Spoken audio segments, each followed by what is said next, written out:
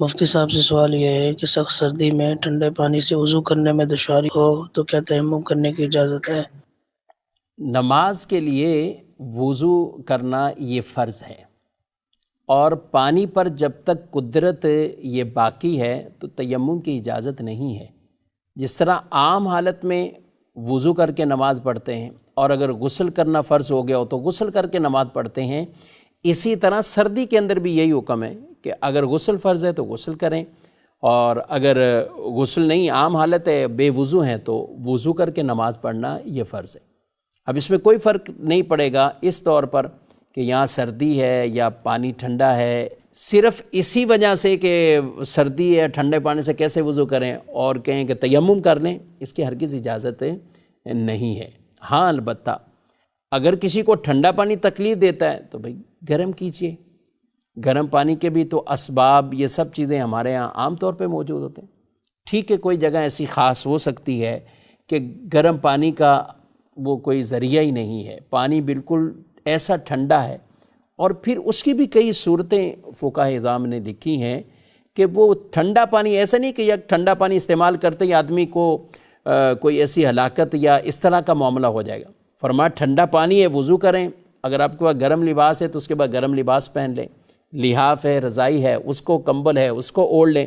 اس کے ذریعے سے آپ اپنی طبیعت ٹھیک کر لیتے ہیں، تھوڑی سی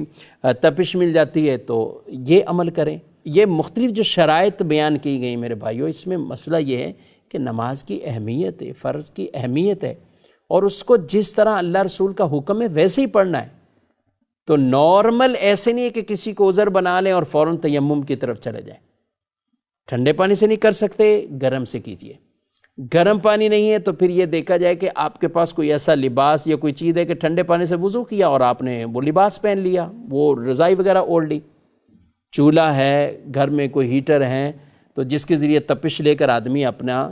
وہ جو بھی ٹھنڈ پہنچی ہے اس کو بالکل جو ہے وہ نارمل کر سکتا ہے۔ اور اگر بالفرض یہ کوئی بھی صورت نہیں ہے اور ہے ایسی کیفیت والا پانی کہ اس کا کوئی عضو وہ تلف ہو جائے گا، ہلاک ہو جائے گا، ضائع ہو جائے گا، شدید سخت بیمار ہو جائے گا، یا بیمار ہے تو بیماری کے اندر مزید اضافہ ہو جائے گا، یہ ایسی چیزیں ہوتی کہ جن کی وجہ سے پانی استعمال کرنے پر اس کو گویا کہ قدرت نہیں ہے، اب وہ تیمم کا آپشن اس کے لیے آتا ہے۔ لیکن یہ نہیں کہ بقیہ ساری چیزیں چھوڑ دیں، نہ گرم کرنے کی طرف جائیں، نہ وہ ٹھنڈے پانی کے بعد کچھ ایسا بستر یا گرم کپڑے استعمال کرنے سے اپنی طبیعت کو نارمل کیا جا سکتا ہے۔ تو یہ ساری شرطیں اور یہ ساری قیودات، جس طرح یہ مسئلہ ہے اس کے مطابق اس کا خیال رکھ کر، اگر واقعی کسی طرح بھی پانی پر قدرت طاقت کسی کو نہیں ہے تو پھر آپشن دوسرا وہ تیمم کی طرف آئے گا۔ اب اس میں بھی بعض اوقات صبح کا وقت ہے، دوپہر کا وقت ہے، تو بڑا فرق آ جاتا ہے، یعنی ٹائم پیریڈ کے اعتبار سے کس وقت شدت سے سردی ہے اور یہ ساری چیزیں دیگر بھی نہیں پائی جا رہی، پھر تیمم کا مسئلہ آئے گا۔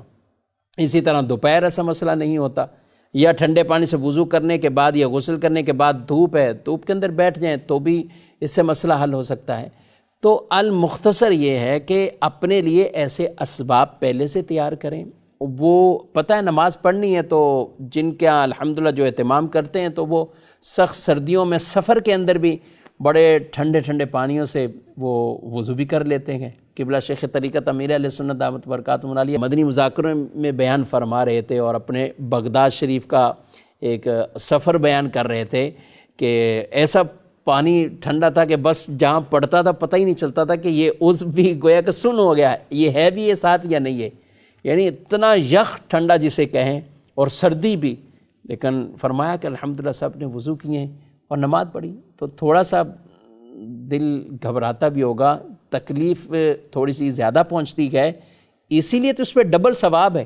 جی جب وضو کرنا انسان کے لیے تکلیف دہ بن جاتا ہے اور پھر بھی وہ پورا کامل وضو کرتا ہے، اس کو دگنا اللہ اجر عطا فرماتا ہے۔ تو اگر ان احکامات کی اہمیت کا محق ہو، وہ دل دماغ میں بیٹھی ہوئی ہوگی، تو پھر انشاءاللہ یہ تکلیفیں بھی آدمی برداشت کر لے گا۔ تو لہذا ان مسائل کے اندر یہ جو اس کی شرطیں بیان کی گئیں ان کو خیال رکھیں، پھر کہیں آپشن تیمم کا آئے گا، بس صورت دیگر تیمم کا آپشن نہیں آتا. جس طرح عام نمازوں کے لیے وضو کرنا ہے اس طرح آپ کو سردی میں بھی وضو کرنا ہے، اور اگر غسل فرض آتا ہے تو پھر غسل کرنا.